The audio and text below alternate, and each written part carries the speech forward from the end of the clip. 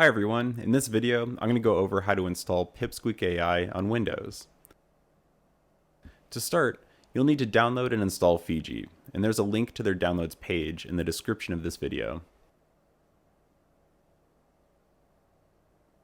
We recommend installing Fiji to your Documents folder, but any location in your home directory will work. There are issues with Fiji being installed to the Program Files folder, so we recommend against doing that.